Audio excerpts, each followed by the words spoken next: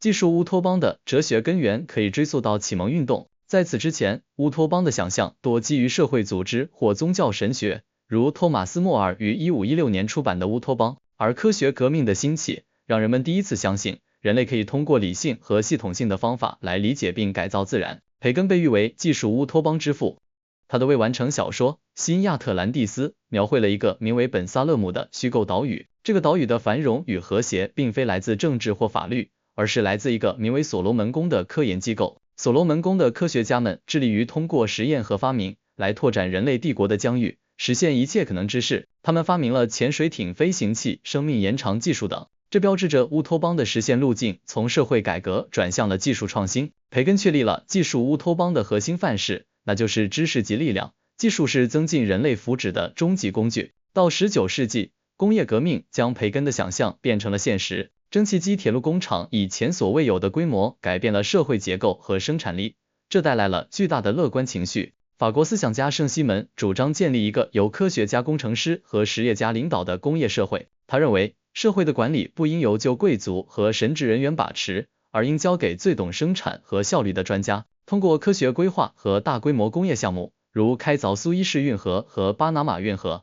可以消除贫困，实现社会和谐。圣西门主义将技术专家提升到了社会治理者的地位，强化了技术精英治国的理念，算是算法治理思想的早期雏形。在20世纪初，随着电力汽车和飞机的普及，人们对技术改造未来的信念达到了一个高峰，并催生了技术未来主义。尤其是1939年的纽约世界博览会，其主题是明日世界，它向数千万参观者展示了高速公路网和摩天大楼林立的未来城市，以及各种家用电器构成的美好生活，极大地普及了技术乌托邦的愿景。艺术家们赞美机器和工业城市，认为它们代表了人类挣脱自然束缚的力量。到了20世纪下半叶，二战，特别是原子弹，让人们对技术的毁灭性力量有了清醒认识，技术乌托邦思想一度受挫。但计算机和互联网的出现，又催生了新一轮的技术乌托邦浪潮。早期的个人电脑和网络文化与60年代的反主流文化有着千丝万缕的联系。像布兰德的全球概览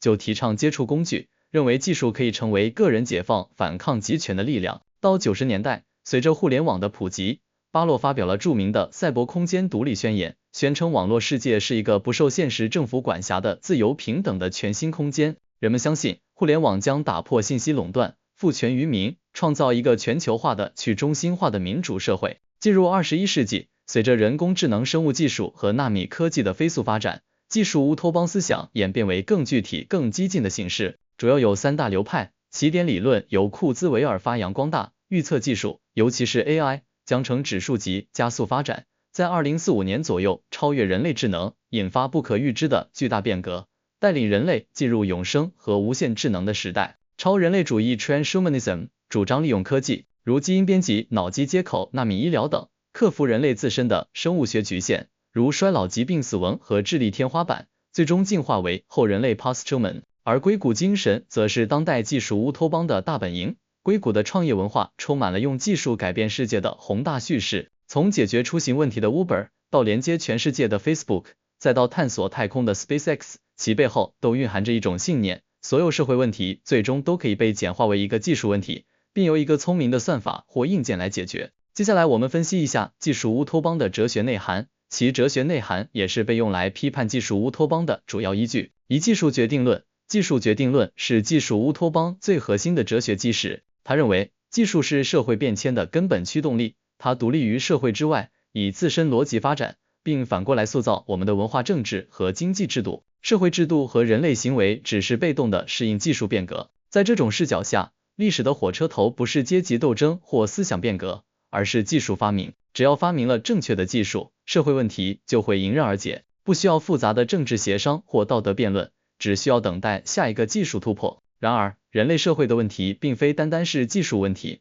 而技术也不是万能的。比如全球饥饿，从技术和产能上来讲，人类早已具备彻底消除全球饥饿的能力。然而，饥饿问题依然存在，甚至在某些地区愈演愈烈。这说明，全球饥饿本质上已经不是一个农业技术或粮食产量问题，而是一个复杂的政治、经济和社会结构性问题。诺贝尔经济学奖得主阿马蒂亚森在其权力与剥夺的理论中，一针见血地指出，饥荒的发生并非因为粮食绝对短缺，而是因为人们丧失了获取粮食的权利。粮食在资本主义体系下是一种商品，而不是一项基本人权。我们生产的粮食足以喂饱每一个人，但我们建立的经济体系却确保了只有付得起钱的人才能吃到。2. 理性主义与实证主义，它继承了启蒙运动的信念，即世界是可知的、可度量的、可管理的。所有复杂的问题，无论是社会不公还是个人痛苦，都可以被分解为数据，通过逻辑和算法进行分析，并找到最优解，表现为对大数据治国、量化自我和算法决策的推崇。他相信，一个由无偏见的 AI 管理的社会，会比由充满情绪和私欲的人类管理的社会更加公正和高效。技术乌托邦相信世界万物皆可测量、计算和优化。这种极端的理性主义和实证主义忽略了人类经验中那些无法量化的维度，并非所有重要事物都能被量化。爱、信任、尊严、归属感、美学体验、灵性追求等，这些构成人类幸福感的核心要素，无法被简化为数据点。可测量的不等于重要的，将世界简化为数据模型，是一种认识论上的傲慢，它抹去了现实世界的丰富性、模糊性和复杂性。技术乌托邦宣称算法是客观中立的，但正如学者奥尼尔在算法霸权所指出的，算法是嵌入了代码的意见。算法并非纯粹的科学，而是一种权力形式，它将设计者的价值观，通常是效率、利润或控制等，以一种看似客观、不容置疑的方式强加于社会，并规避了民主程序和伦理辩论。三线性进步史观这种观念认为，人类历史是一个从原始到文明，从简单到复杂的单向向上的发展过程。这条进步直线的主要驱动力是技术的不断革新与发展。每一项重大的技术发明，从火到印刷术、互联网、人工智能，都将人类社会推向一个更高更好的阶段。这条进步的终点是一个技术高度发达的完美社会，一个乌托邦。在这个未来里，技术将解决所有人类的根本问题，如疾病、贫困、劳动，甚至死亡。这种观点是启蒙运动进步论在当代科技时代的变体，它将复杂的历史简化为一部技术征服自然、解放人类的英雄史诗。然而，将历史看作一条昂首向前的直线，是对真实历史的严重歪曲。真实的历史充满了倒退、崩溃和灾难。20世纪是人类历史上技术发展最迅猛的世纪，但它也带来了2次世界大战、残酷的苏联劳改营古拉格，以及奥斯维辛集中营和核恐怖等人道灾难。互联网的演变是批判技术乌托邦线性进步史观的最佳案例。早期的互联网曾被誉为人类历史上最伟大的解放工具，人们相信它将创造一个去中心化的无国界的赛博空间，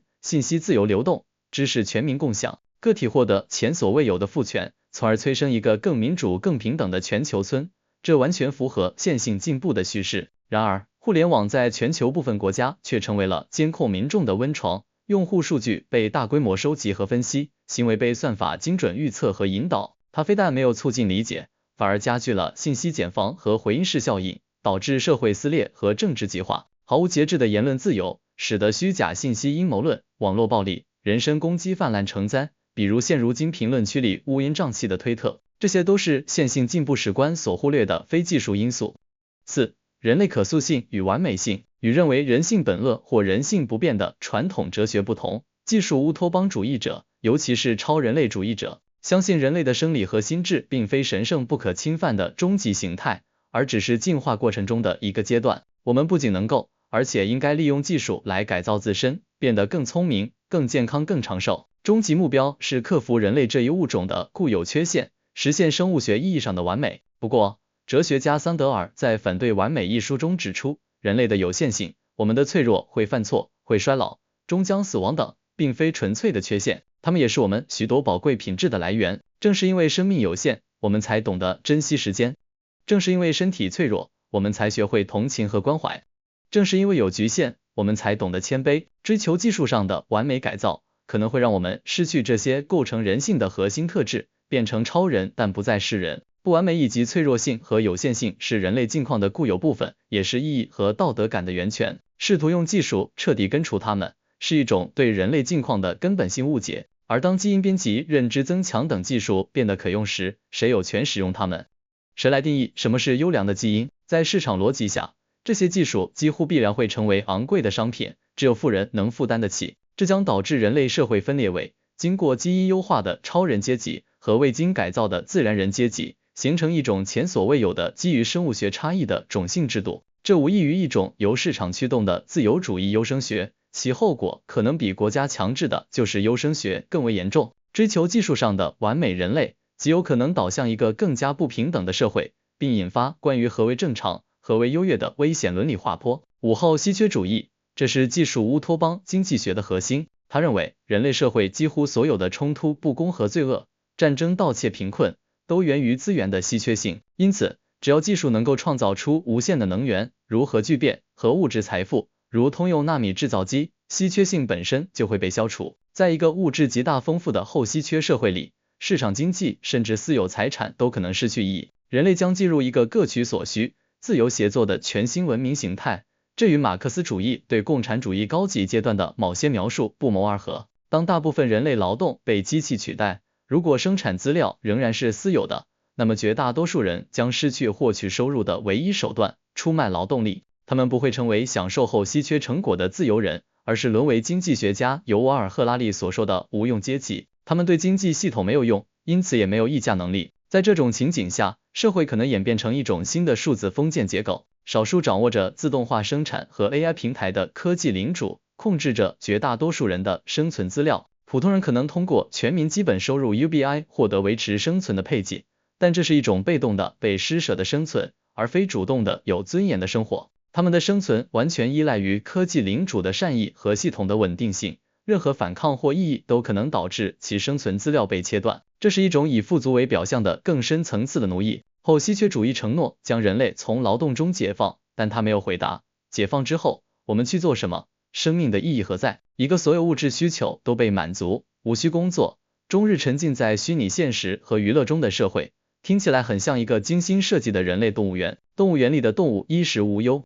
当一个全能的 AI 系统为你规划好最优的健康食谱、职业道路、娱乐活动，甚至社交对象时，你作为主体的代理感，即感觉自己是自己生活的主宰，将被严重侵蚀。这可能导致大规模的存在主义危机、虚无主义和精神萎靡。我们可能变得像被动的数据节点，被算法所管理。这与赫胥黎在小说《美丽新世界》中所描绘的景象不谋而合。人们热爱自己的奴役，并在消除了痛苦的同时，也消除了深刻的自由和人性。回到现实社会，技术乌托邦过于简化了复杂的社会现实，它忽视了技术并非价值中立的工具，其发展和应用深受政治经济和资本力量的影响。许多社会问题的根源并不在于技术本身或者技术能力不足，而是在于制度结构和人性。因此，对技术的盲目乐观往往会忽略其可能带来的负面后果，如加剧社会不平等、形成新的算法霸权，以及引发深刻的伦理危机。本质上，技术乌托邦是将技术视为救世主的一种理想主义思潮，它反映了人类对未来的美好向往，但也因其对技术的盲目信仰而存在巨大风险。其积极的一面在于，乌托邦愿景迫使我们提前思考未来。当一项技术承诺能重塑人类时，社会就不得不开始讨论我们想成为什么样的人。对超级智能的乌托邦想象，让我们不得不提前思考 AI 的权利意识，以及如何确保其目标与人类一致等终极哲学问题。我们梦想技术乌托邦，恰恰说明了我们对现实的不满，对后稀缺的渴望，反映了现实中的资源稀缺，对数字民主的向往，反映了现实中的政治失灵，对永生的追求，反映了我们对疾病和死亡的终极恐惧。当一个乌托邦式的技术承诺在现实中失败或变质时，例如，本应带来启蒙的互联网却带来了信息审查，这个失败本身就是一份宝贵的诊断书，它迫使我们反思，问题出在哪里？是技术本身，还是我们的社会制度？是代码，还是人性呢？